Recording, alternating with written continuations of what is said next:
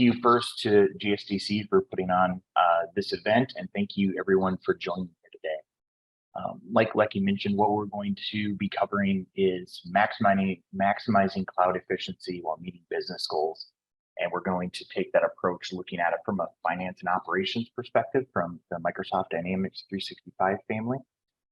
But we're also going to be covering other Microsoft technologies as well, including Azure and EDO, things like that, and show you how you can create that total landscape of solutions to help with your efficiency with your day-to-day business processes.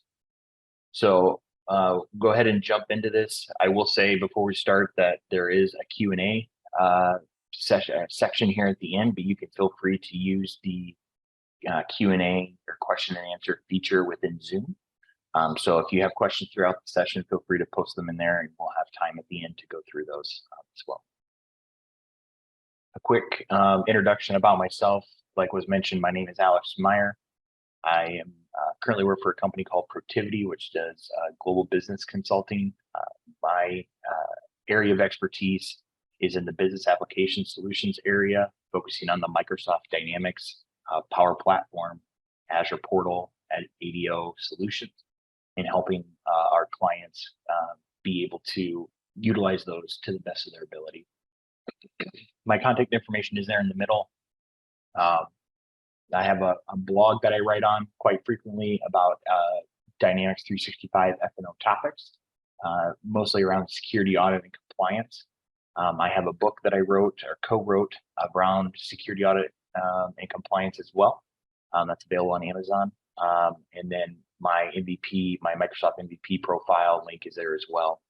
So quick background, like was mentioned, I was awarded the MVP award in November of 2019 for my work around security, audit, and compliance in finance and operations, and presenting at conferences across North America and in Europe. Worked with Dynamics AX since 2013 and F&O since about 2016. And then again, I present virtually like this for a number of those types of sessions, as well as in person around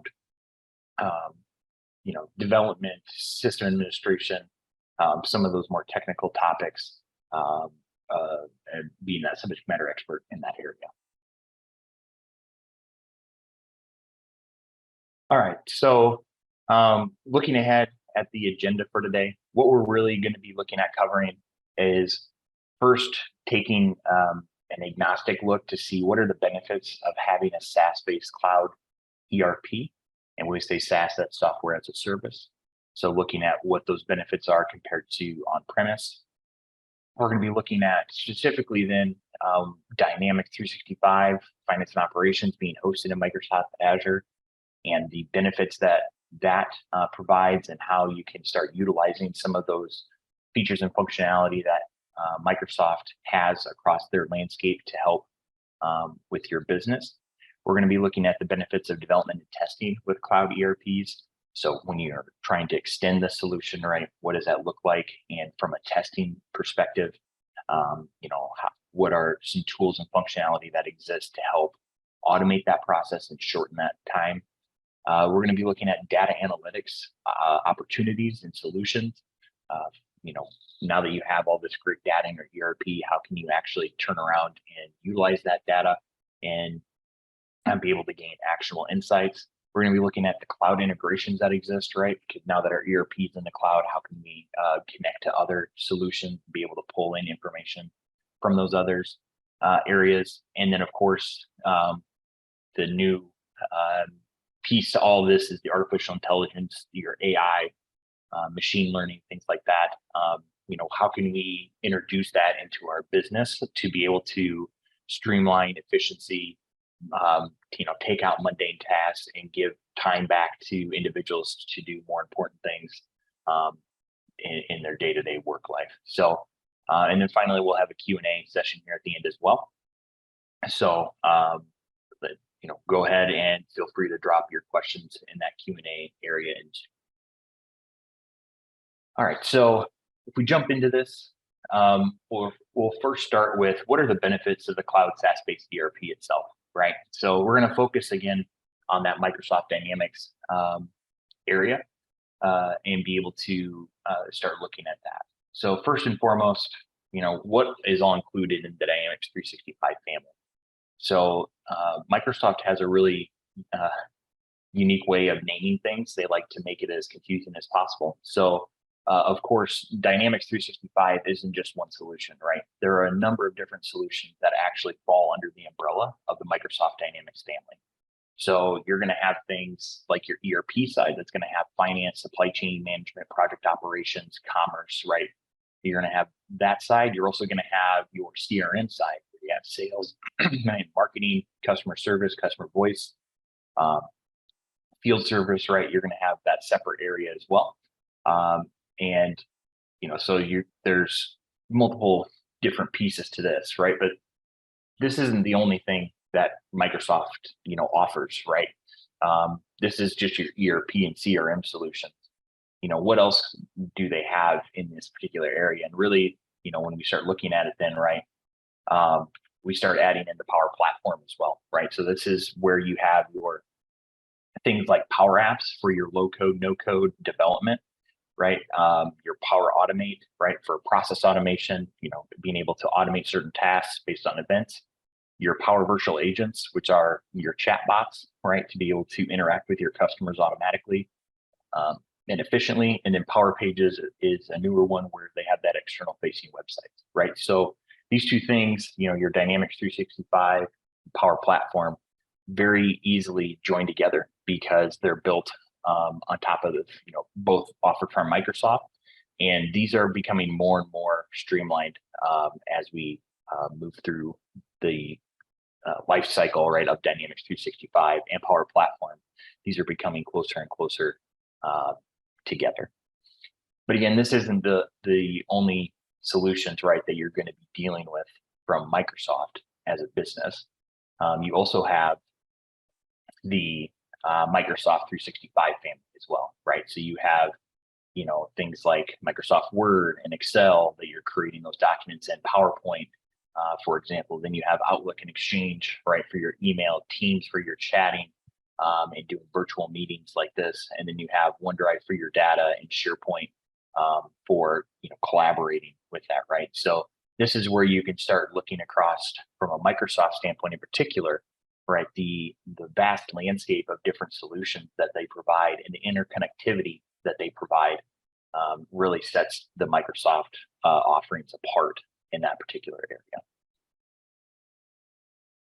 So when we start looking at the overall benefits of the cloud ERP, and again, this is a little bit Dynamics agnostic, but it absolutely applies to Microsoft Dynamics in general, is a couple different things here to point out. One is you're going to have your lower upfront cost, right? When you have your ERP in the cloud, there are certain costs that you are saving if you were trying to host this on premise, right? So things like purchasing hardware or software that your ERP is running on, right, are going away because you're instead paying that monthly subscription fee to your ERP service in that case, right? So you can lower that barrier to entry in that case. You're going to have things like faster deployments and upgrades, right? So you're going to be able to push new code and new solutions out much quicker because of the way the software is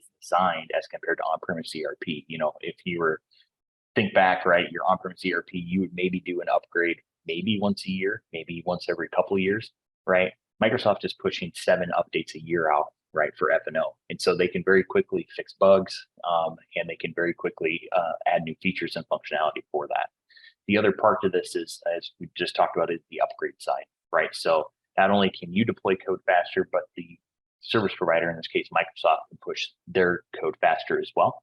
And so that gives a better overall experience in that regard. There's also easier scalability, right? So if you very quickly find yourself that your business is going from, a 50 or 100 person team and needs to scale up to 1,000, 10,000, right? It's much easier to add that capacity in the cloud, than it is on-premise, right? To stand up new servers, to start scaling things out. Microsoft can handle all of that behind the scenes for you, scale up and scale down, right, as needed to help with that, handle that capacity. Automatic updates as well, right? Again, if you think back to your on-premise ERPs, right, your updates were all optional per se, right? Where, you know, Microsoft or whoever would let you know, hey, there's a new update, and then it was up to you to figure out how you wanted to actually implement that. Now those updates are coming automatically, and they're being integrated into your environment on a periodic basis. You have that improved collaboration and productivity. Really, when we're looking at this, it's, you know, because you have a cloud-based solution, you can have, you know, multiple people connecting to it in a much easier fashion. You don't have to, you know, use VPNs to get into your network and try to launch these huge applications, right? You can just go to a website, log in with your credentials, and be able to, you know, interact with your ERP as long as you have internet connectivity in that case, right? So you can really start to lower, again, that barrier to getting your day-to-day job done. And then you're looking at expanded integration options as well, right? A lot of on-premise ERPs, if you were looking at that, right, you had very limited options as far as integrating that out to other solutions. Now with cloud, right, you're really looking at multiple different options, even whether you want to use OData or API or another solution to be able to connect into that environment.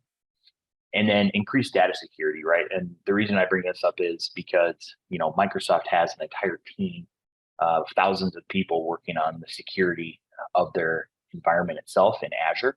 And so, you know, a lot of the work that would have to be done to harden your solution if you were an on-prem ERP is offloaded from you having to do that to the provider in that case, right? And we'll get into kind of that shared responsibility model here in a little bit. But this is just, you know, a high-level listing of the different benefits that cloud ERPs can have for you. And so what does this really mean? All right, what do all of these benefits really mean? And so there's kind of a decision tree here where you're showing all the different options, right? And so the first thing that this does is promotes higher user adoption, right? There's going to be more people that want to use the solution if it offers all of those benefits that we just talked about, right? Which increases employee satisfaction, right? So once that happens, right, then the next step is, you know, because more people are using the tool, they can get more done. They're going to increase efficiency and productivity, right? So that's going to lead to increased management satisfaction, right? Where you have, you know, your managers are seeing that increased production and productivity. They're able to get more done. They're able to take on more work to meet the demands in that case. So that's going to improve your business profits, which obviously increases leadership satisfaction as well, right? So you can kind of see how one leads to the next here in that regard. All right, so when we start looking at Dynamics 365 and providing these benefits, right, what features and functionality does Microsoft have that allow for providing these additional benefits? And so the first thing we're going to look at is the Dynamics 365 being hosted in Microsoft Azure. So we kind of talked about from a high level, right, what this looks like. But what are the specific features, right, for Dynamics 365 hosted in Microsoft Azure that benefit and meet those requirements that we talked about earlier? And so the first thing here is why having Dynamics 365 hosted on Azure just makes sense, right? So the Microsoft Azure footprint, right, is massive.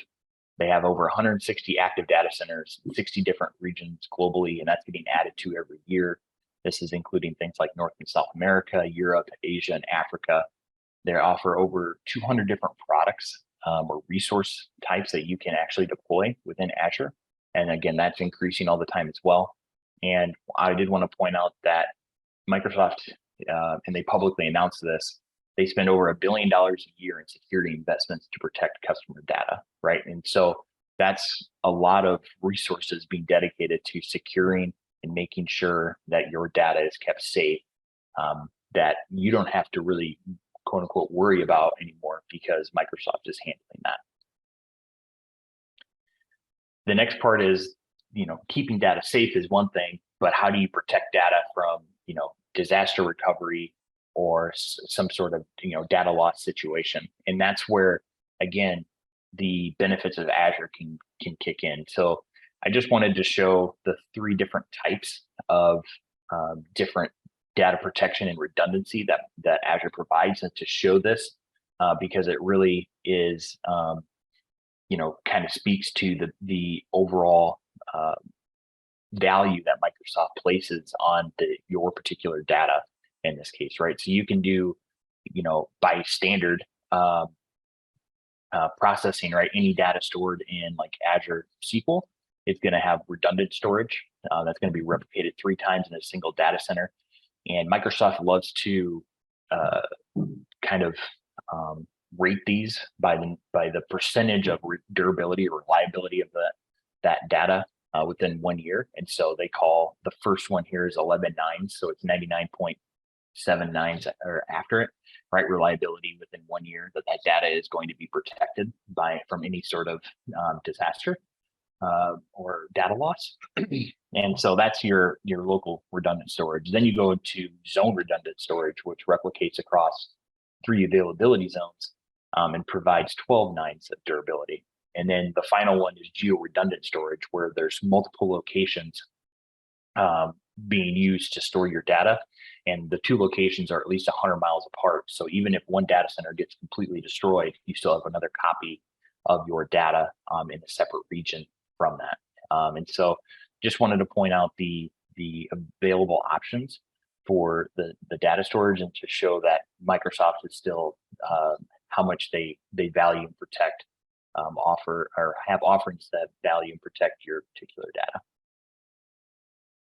So that's from a more technical side, right? Now they also have other options from a software perspective to help protect not only your data, but your people and infrastructure as well. So they have things like Microsoft Defender, Microsoft Sentinel, Microsoft Entra, Microsoft PRView, right? And we'll go into each of those offerings a little bit more here in the upcoming slides. But all of these are going to give you what Microsoft likes to call their security portfolio, which is going to allow you to integrate, a bunch of different offerings into your security environment itself within to protect not only, again, your data, but your people and infrastructure, and provide things like identity management, compliance, and privacy, things like that. So if we jump into what these look like, I pulled out a couple examples of this, right? Microsoft Entra is probably the new name that you see here. Really, this is the reason you probably heard of this more recently is because it took the place of Azure AD. So Azure AD is now called Entra ID. And this is really where you can manage user IDs from that perspective. So, but it goes above and beyond just what Azure AD offers. It also has permissions management and your verified ID as well. Then you have your Entra ID governance, which is to protect, monitor, and audit your access to assets, right? So again, that permission management piece of this. And then really the permission management module itself is that unified model to manage permissions across your resources in the cloud. When we talk about resources here, we're talking other applications. So being able to manage all of your permissions across not having to go to each application itself and set up permissions for a user, but having access packages that you can assign to a user that would grant access across those different applications.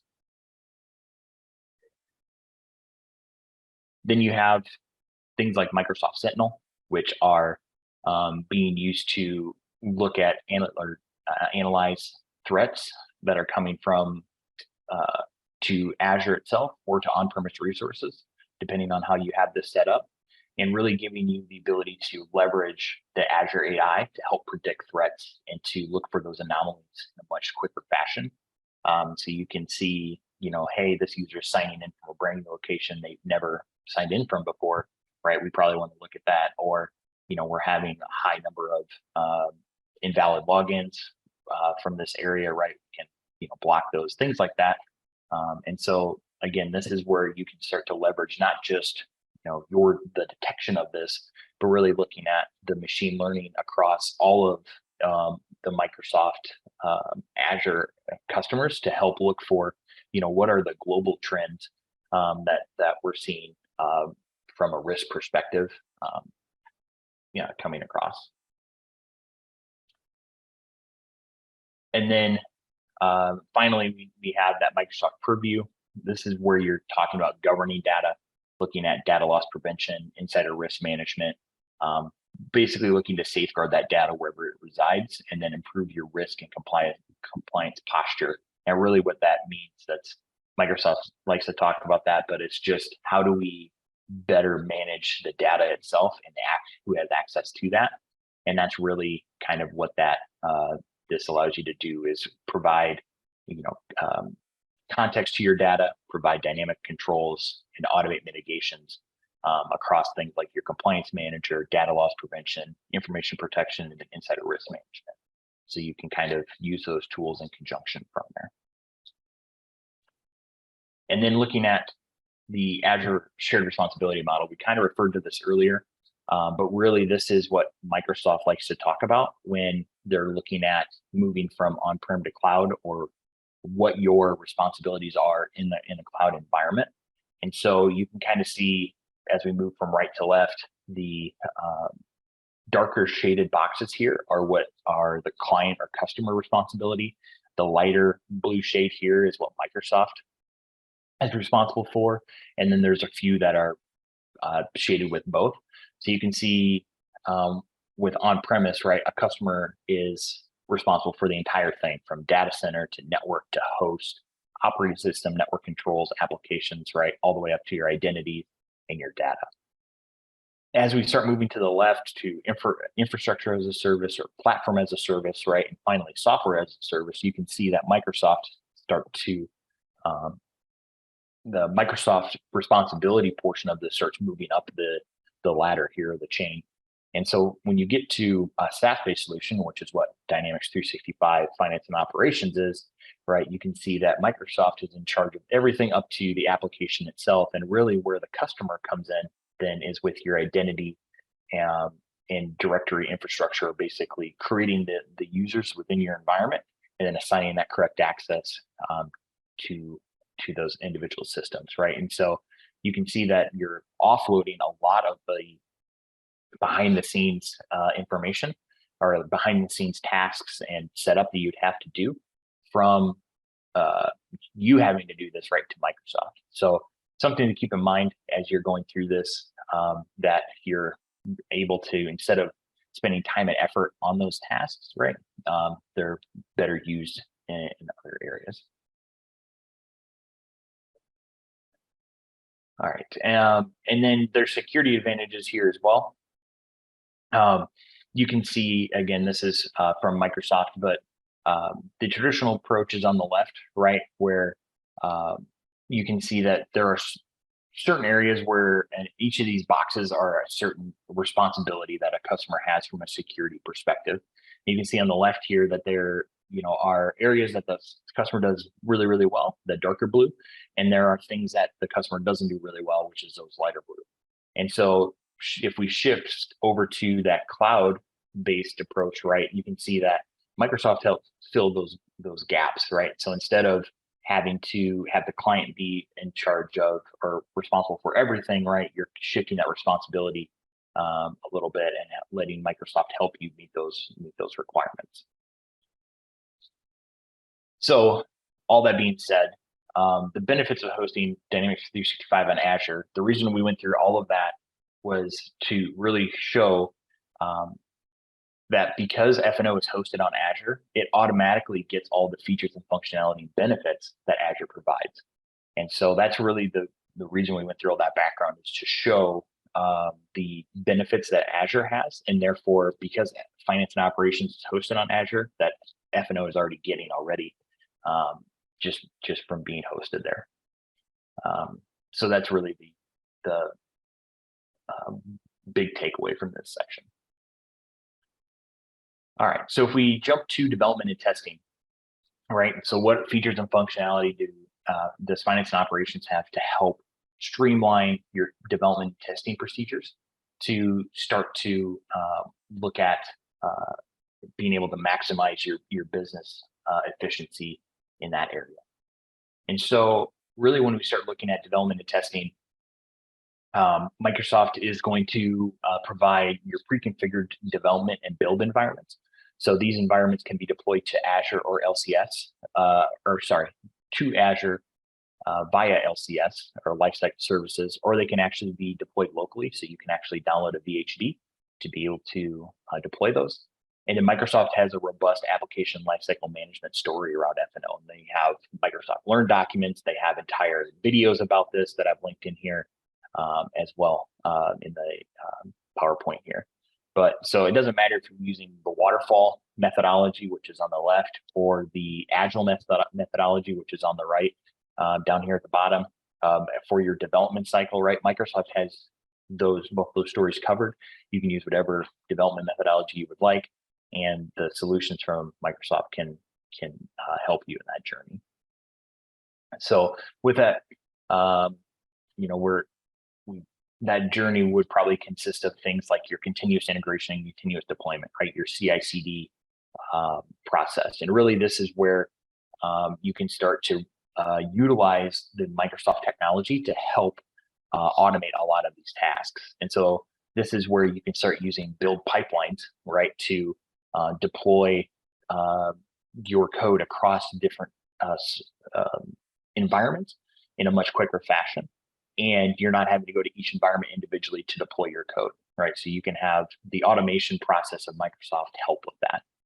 So one thing to note here is that your Team Foundation server and Git are supported. And then you can utilize your Azure DevOps pipelines to help manage your code branches and monitor the deployment pipelines from there. And Microsoft provides you with pre-configured build definitions as well, right? So if you're using these, you can go in and actually get the build definitions from Microsoft, which are the package that Microsoft provides that would actually deploy your code to other environments as well. So they give you the out-of-the-box process, and then you can take and modify that as needed. All right, so automated testing. Like we kind of mentioned earlier, Microsoft releases 7 versions a year. So I have an entire year timeline here. Any month that you see highlighted in that bluish color here is a month that Microsoft has a release that comes out. And so you can see that there are 7 releases a year. There are some breaks, normally around the end of fiscal years, as what Microsoft quarter ends is where Microsoft has those pauses. But you can see that there are 7 updates a year, and Microsoft wants you to be on the newest version of these at any point in time. You can be as many as 2 back. So you want to take N as the current version -2, but you're going to have to take those upgrades at some point, right? And so you really have to have a way to efficiently test your environment because otherwise, if we're trying to do manual testing, for every new version and trying to run through all of your business processes to test this, right? There would be no way to do that. And so Microsoft has the regression suite automation tool to help with that, where you can set up your test cases and have, again, that automated process to actually execute those test cases against a new version to be able to see if anything has changed and needs to be modified or tweaked to get that to work. All right, so then looking at cloud integrations as well, right? So we looked at development and testing. Now we're looking at, well, how can I connect, right, to my F&O instance? How can I be able to bring in additional data from other systems that maybe aren't even Microsoft, right, related?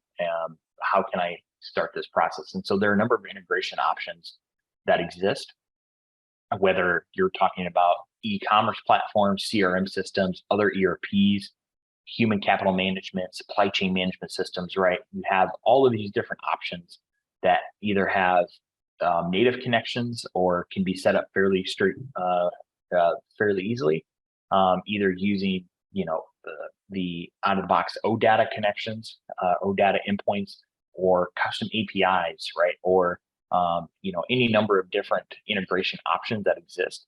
These systems can use that to help get that data into your environment, whether you're talking about managing orders and inventory, looking at customers from a CRM perspective, other ERPs. So if you have that hub and spoke model where you have, your main office is using SAP or Oracle, but your branches are using F&O, you can absolutely do that. Human capital management systems, things like Workday or EDP, right? Being able to bring in your payroll and benefits from there, or your supply chain management systems, your Oracle warehouse management, right? Being able to feed that data into F&O to have a single source of truth across those, right? You absolutely can do any one of those as part of your integration story. And then integrating with the Power Platform, right? So not only can we integrate with other systems, right, but we can absolutely integrate with Microsoft itself. So whether you're going to, and these connections are pre-built, a majority of these, right? There isn't anything special you have to do. These just come with, are very easy to set up. So whether you need to create a mobile app, right, using Power Apps that allows for sales associates to check inventory levels with Power Automate, automating that process, automating the process of creating and sending invoices based on particular trigger events, creating dashboards in Power BI to show financial performance, or using the Power Platform AI, right, to build chatbots and things like that. So we kind of talked about the integrations, right, from F&O to other systems. What about data analytics, right? Machine learning and AI. This is really where a lot of if you've listened to any Microsoft tech conferences before, right? CoPilot and AI is really the brand new thing from this. But there are other ways that you can do data analytics and things like that as well. The first being telemetry data.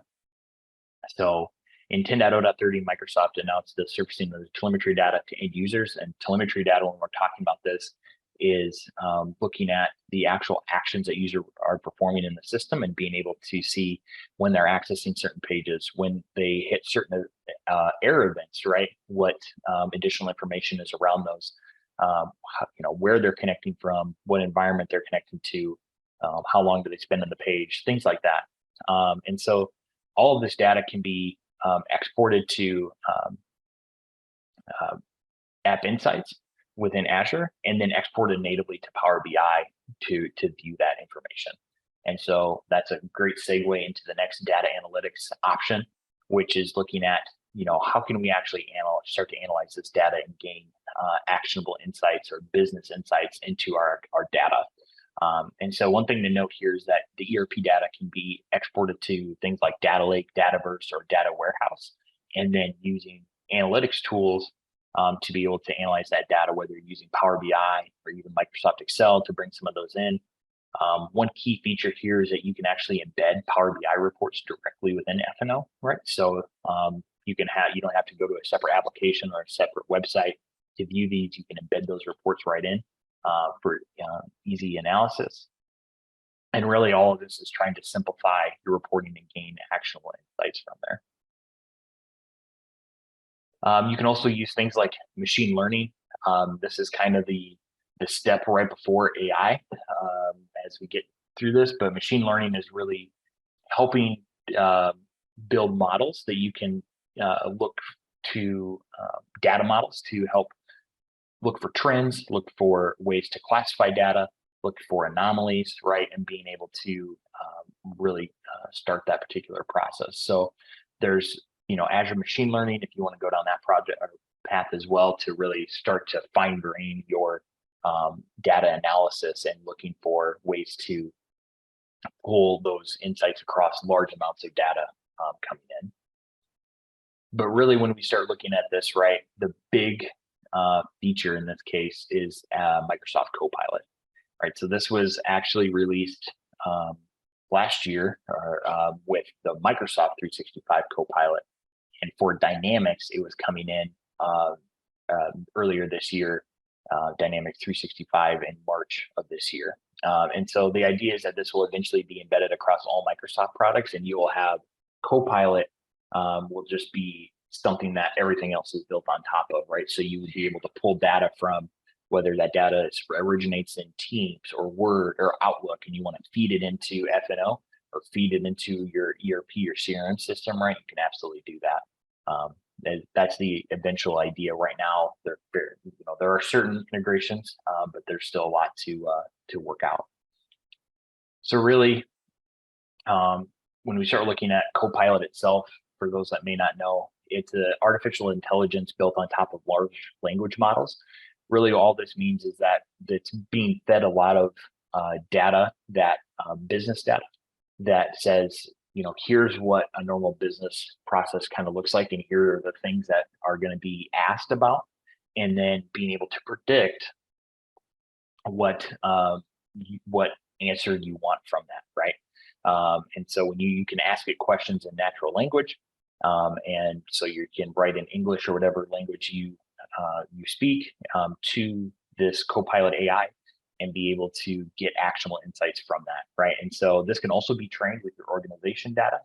And so you can actually not only gain the AI benefits holistically, but you can gain it just for your specific business data as well. And so there are a couple different scenarios that I list out here at the bottom, whether you're using Dynamics 365 for sales to generate customized customer responses based on pricing, promotion, and deadlines. Looking at Dynamics 365 marketing to target audience campaigns, right? To say, I want to send this campaign to this group of people, right? That match this description. Or looking for AI generated emails, right? Creating automated call summaries after you have a Teams meeting, right? And being able to pull out key topics, issues, and concerns, and then provide action updates and insights and follow-up dates from that. So with that being said, I did want to show a quick video here of just what you could potentially do with AI, and this is from a supply chain side. And so looking at how you could use CoPilot to help with your supply chain. Dahlia is a supply chain planner at Kraft Heinz Company. One of their biggest challenges is keeping up with demand in the face of unexpected supply chain disruptions. CoPilot in Microsoft Supply Chain Center, which is available to Dynamics 365 supply chain management customers, helps them stay close to their suppliers to ensure they are never out of stock. They can respond quickly in critical situations by identifying costly problems early and swiftly collaborating with partners to maintain healthy inventory levels. Dahlia first uses the AI-driven news module to keep a finger on the pulse of events that impact critical logistics, such as weather, workforce, or geopolitical disruptions. Today, she's presented with an article about a flood in Michigan. She sees this article has been tagged as an immediate risk, and her suppliers, Northwind Traders, Van Arsdale, and Best4You Organics Company, are affected. Dahlia selects Northwind Traders and clicks Contact Partner. She wants to confirm the impact on order dates and quantity, given the flooding in Michigan. She reviews an AI-generated email powered by Microsoft Dynamics 365 CoPilot that already contains all the relevant information referencing the flooding and specific orders in question. She opens the draft directly in her email, sees that the right contact, Mauricio, has automatically been filled in, and sends it off. With CoPilot, Dahlia is able to quickly handle this task in just a few clicks, facilitating a much faster mitigation process. Mauricio from Northwind Traders responds, the order will be delivered from an alternative Northwind Traders location with a new ETA. With CoPilot in Microsoft Supply Chain Center, Dahlia was able to act swiftly, detecting problems that could have major impact to her business and taking immediate action to mitigate the disruptions without ever leaving her workflow.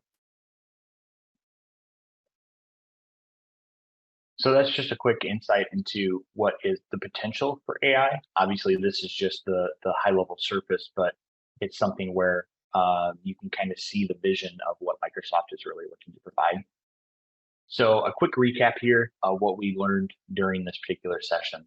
With Dynamics 365 Finance and Operations, you can unlock a number of key integration options to help centralize your business, right? Pulling in that data from other systems and into Finance and Operations, and really being able to take the benefits of centralizing that data to look at different key takeaway and centralize your operations there. Since Microsoft is hosting finance and operations within Azure, you can offload a lot of the physical management and upkeep of that hardware and software for your solution. Your development and testing tasks can be automated to shorten the deliverable time. And then data analytics, machine learning, and artificial intelligence can be configured easily to help automate tasks and customize interactions, all backed by your data and the insights from that.